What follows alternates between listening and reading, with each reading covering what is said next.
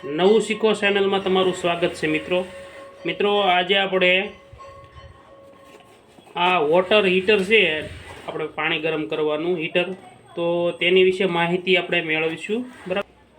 Copper tube made of high quality heavy four long life.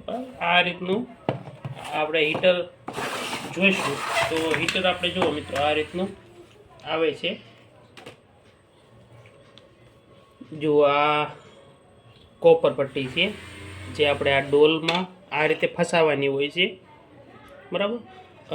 આ light છે, indicator છે, એટલે કે આપણે પાણી ગરમ થતું હોય તો અહીંયા લાઇટ થાય છે, એટલે આપણને ખબર પડે કે હીટર પાવર આવે છે અને પાણી ગરમ થાય છે. બરાબર મિત્રો. તો પછી આપણે આ લેવલ વિશે માહિતી જોઈશું. જો મિત્રો, તમને લાલ લેવલ દેખાતા છે, લાલ, પીળો અને લીલો.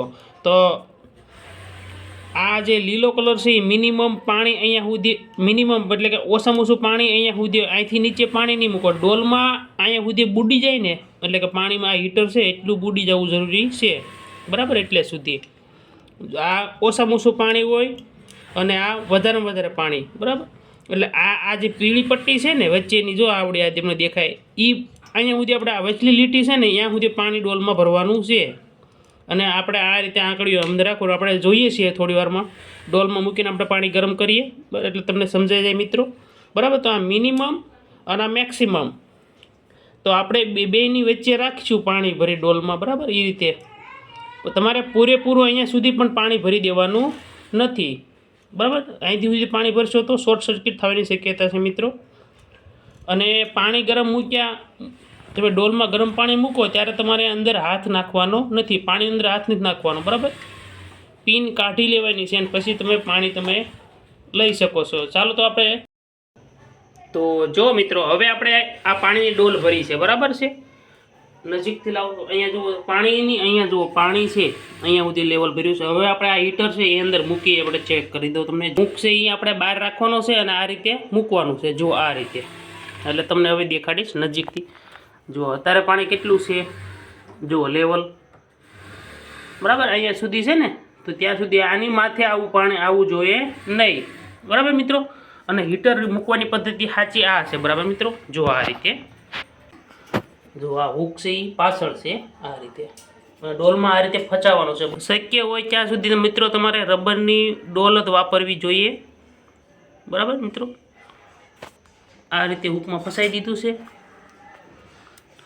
હવે મિત્રો, હવે જુઓ, હવે આપણે પાવર આપશું. હવે સ્વિચ ચાલુ કરશું. તો જુઓ મિત્રો, હવે આપણું ઇન્ડિકેટર તમને દેખાતું છે, ચાલુ થઈ ગયું છે પાણી. આપણે જુઓ અહીંયા તમને દેખાય લાલ લાઇટ. તો હવે ગરમ પાણી થવા માંડ્યું છે. જુઓ તમે, આપણે જે ટ્યુબ છે એમાંથી જો વરાળ નીકળતી એવું તમને દેખાય છે લાઇટમાં. જો દેખાય છે તમને ધુવાડા રેખું. તો મિત્રો, હવે આની અંદર આ પાણીની અંદર હાથ નાખવાનો નથી. આની અંદર આપણે શોર્ટ પણ લાગી શકે છે, એટલે સાવચેતી રાખવાની છે મિત્રો. પાણી ગરમ થઈ જાય બાદમાં તમારે સ્વિચ બંધ કરી દેવાની છે. આ જો બંધ થઈ ગઈ છે સ્વિચ. અહીંથી પિન કાઢી લેવાની છે, પિન કાઢી લેવાની છે અને બાદમાં જ તમારે પાણી લેવાનું છે. હવે બરાબર આ રીતે કાઢી લેશું, આ રીતે મૂકી દેવાનું છે. હવે આ રીતે બરાબર. અને પિનમાંથી કાઢી લીધું. હવે તમે પાણીનો ઉપયોગ કરી શકો છો મિત્રો.